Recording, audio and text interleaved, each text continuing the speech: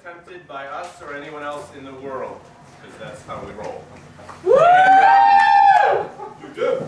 And to tell you a little bit more about this show, I'm going to tell you a story about like 2 weeks ago.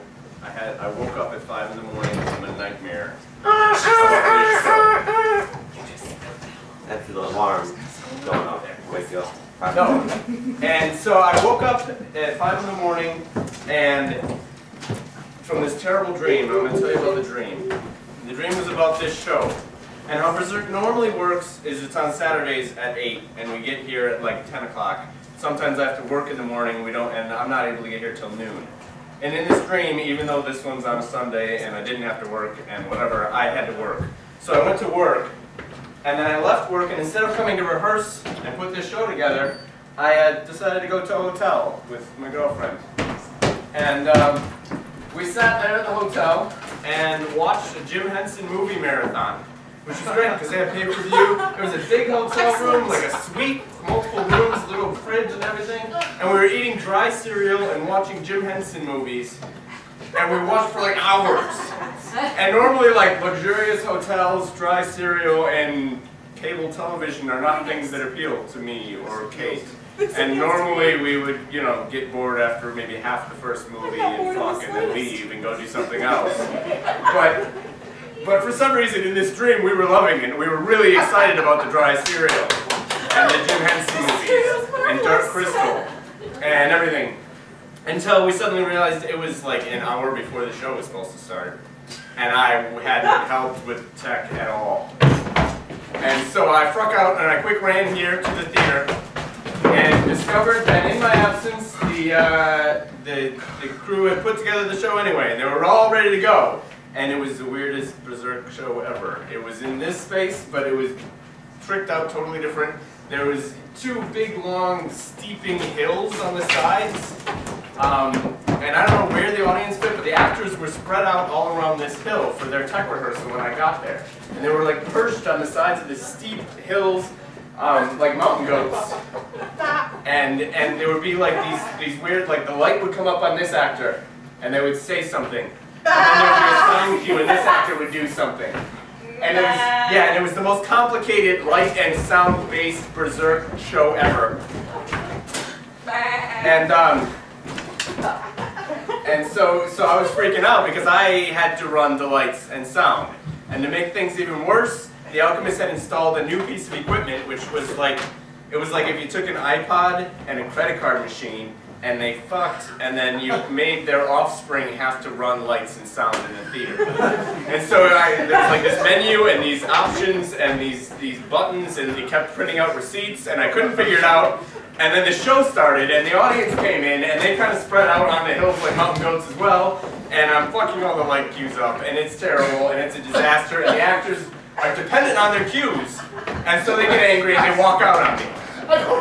And then the audience obviously walks out as well. No! And then to make things even worse, I find out that the press was all there. And that in a highly unusual, for some reason, all the newspapers in Milwaukee wrote reviews of this Berserk. I did not operate. Which never normally happens. And they all blame me, and everybody hates me. But that's not not the half of it. The worst part is,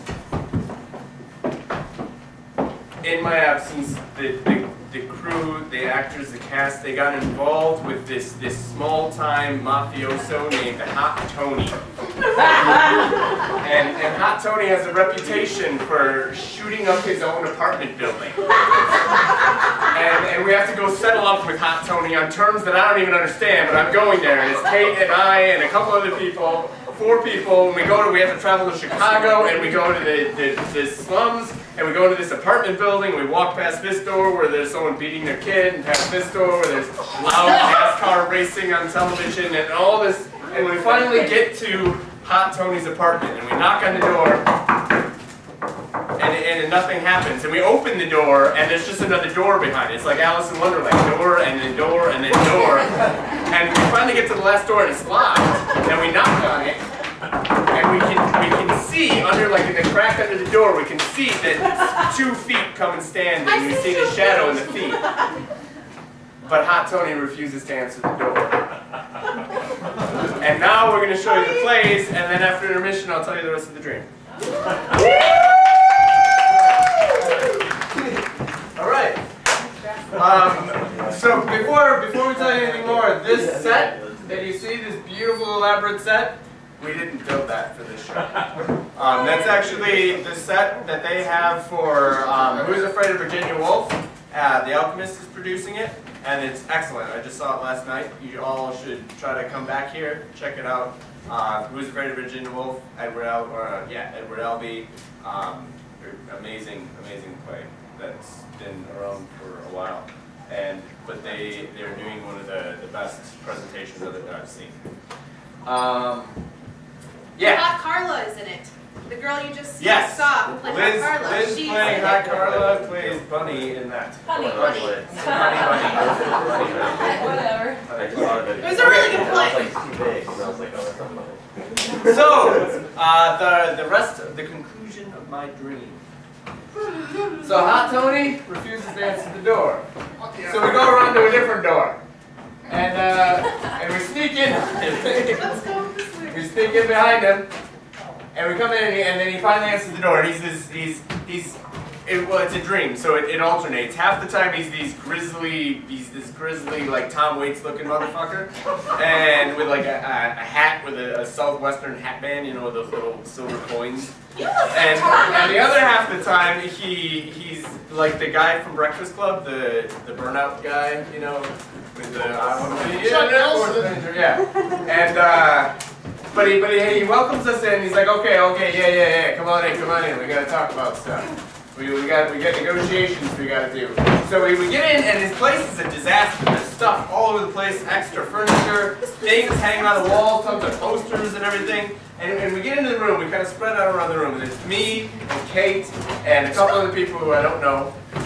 And Hot Tony, once he gets us in the room, he stops and he's gonna tell us how everything works, but instead, he pulls a gun out and he just shoots us all 3 times in the chest. Boom, boom, boom, boom, boom, boom, boom, boom, boom. So I watch Kate die. Oh. Ben, I always valued you. And as I fall after getting hit, and I can feel it. Hold on, Kate. How this works? How this works is I tell a story, and you guys silently